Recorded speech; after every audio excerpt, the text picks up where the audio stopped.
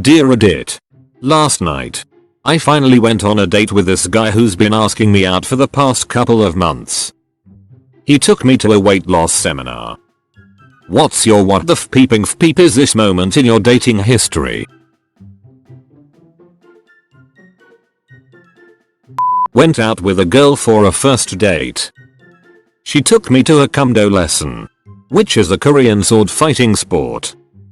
I thought that was cool, but it was an advanced class and I made somewhat of a fool of myself, but all in good fun. Anyway, it turned out that she was bringing me there because she wanted me to be part of a documentary about foreigners in Korea. So my looking like a fool was broadcast nationwide. We then visited the Grandmaster's house for Machiavelli and the film crew started interviewing me. They were basically focusing on my relationship with the girl I was going out with. They didn't seem to understand it was a first date. So here I am trying to answer awkward questions without embarrassing both of us on national television. There's bad dates. Then there's nationally televised bad dates. There was a guy who had been asking me to hang out for a while and I finally said yes. He wanted to hang out at his house with his roommate, so I went.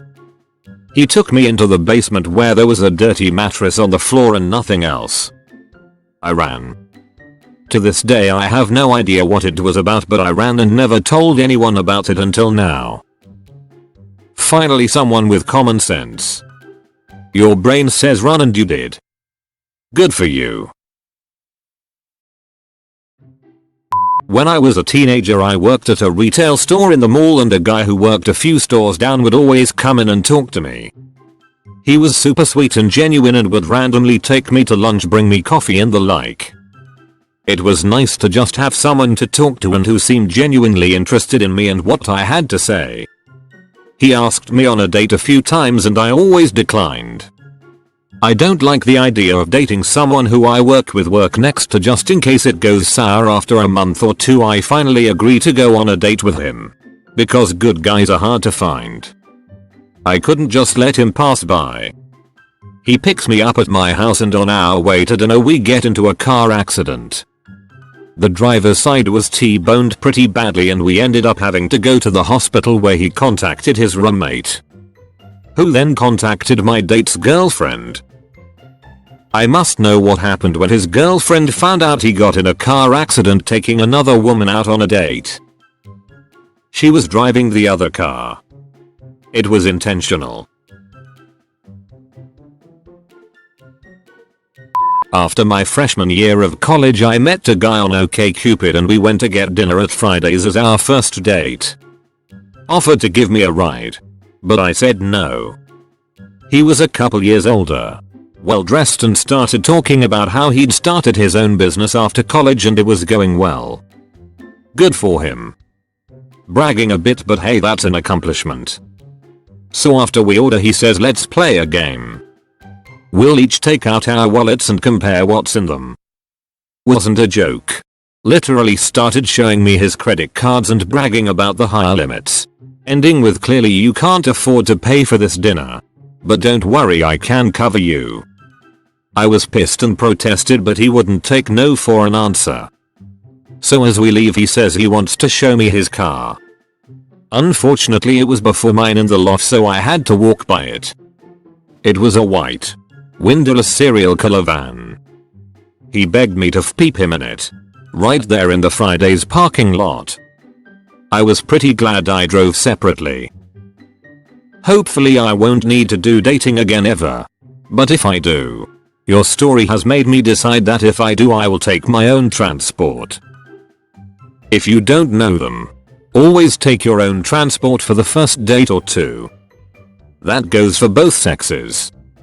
It sucks being stuck with a crazy and no exit strategy. A guy I had met 3 days previously offered to pick me up and hang out. I was cool with that. But he ended up dragging me around on errands. We went to his dentist appointment and then when I said I wanted to leave, he said he'd give me a ride home but only in exchange for a blowjob. I was pretty scarred about dating after that. And no, I didn't give him a blowjob. I got out right there and walked to a bus stop. Had a friend's friend ask me out, saying he'd love to just hang out with me and smoke and have a few drinks. I said I don't mind. I found him kind of attractive. He then asked if I liked parks. Yes. I do enjoy parks. I run and our area has several nice parks for running. His response? Cool. Let's swing by park first. We can hang out and talk a bit before going to the bar for drinks. And there's this cozy spot where you can blow me. Apparently I attract shats. Whoa. That's incredible. First I figured we'd get some coffee, see a movie. Then you can suck me off before we head to dinner. How do you like Italian? UHH. Wait. What? No Italian? That's fine. There's a great Hungarian place nearby too. Only a true Bulgarian would suggest a pre-dinner blowjob. Real gentlemen know that suck-offs are in the digestive not aperitif category. Pre-dinner all the way. Post-dinner, you've got garlic breath and meal farts to contend with. No thanks. I went on a date with a guy that I met online. He told me to dress nice and that he was going to take me out for dinner. He took me to Subway, ordered a foot-long teriyaki chicken sub. He looked at me and said, "I hope you like teriyaki chicken."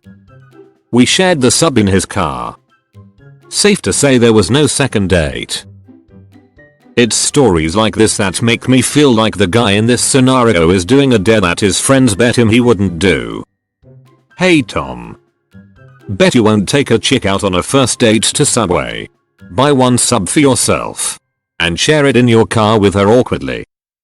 Bet I will.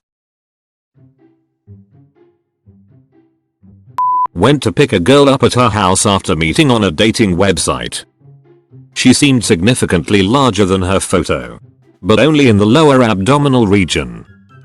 This is when I realized that she had failed to mention that she was pregnant. Similar story. Guy I worked with kept asking me out.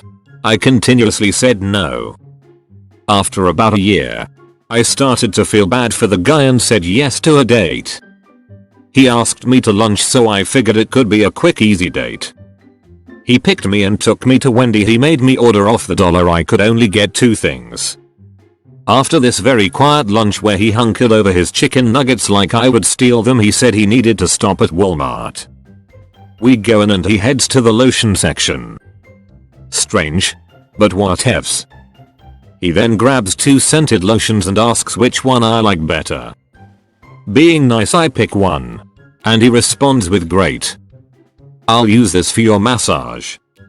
Oh, luckily I had to work in 2 hours and told him the massage would have to wait. I spent the next 3 months trying to avoid him until he quit. I met this cute girl in college. I asked her out a couple times. She was really into me. Numerous occasions we sat in a coffee shop for 6, 7, 8 hours talking the night away. But couldn't do anything about it as she was seeing someone else. Okay, fair enough. I'm a little persistent. We hang out on and off. 6 months later, after she and her significant other break up, or so I was told, we start seeing each other. Fast forward 8 months and she's at my place 6-7 days a week. Has taken over half my condo with her stuff. We commute to work together. I'm having supper with her parents. Always hanging out with her sisters and their boyfriends. She's always over at my parents'. Things are going really well. I was crazy about her. Part of the family and all that good stuff. About a week before Christmas she sits me down and basically says that she never really broke up with her boyfriend. He was just out west. He was coming home and we were over. She was just seeing me on the side and quite frankly didn't understand why I wasn't seeing someone else at the same time, seeing how we weren't all that serious. Excuse me, what? She showed me pictures of her ex's penis. Before and after she photoshopped a little cowboy hat and sheriff's badge on it. That's hilarious. I had a guy take me to a beer and Christ thing. He was uber Catholic and thought I could benefit from letting Christ into my cold Jewish heart. So I go. I'm open-minded. I'm only half Jewish and have always been interested in other religions. It was going okay until the priest, the speaker of the night, told us a hypothetical tale of our brother who is paralyzed.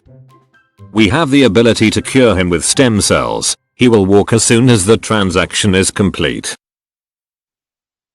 How many of you here would purchase these stem cells and allow your brother to walk again? My hand shoots up. I look around the room. Nothing. No hands. I then notice everybody staring at me, including my date and the priest. I was blessed out like nobody's business and was told I was an embarrassment to my date. Good times. Not sure how long ago this was for you. If it was recently, you could have pointed out to everyone there that stem cell research and treatment no longer requires the use of fetal stem cells. And in fact, can be done with stem cells from an adult. Then ask the priest and everyone present who wouldn't donate their own stem cells to save their brother. Science is pretty awesome.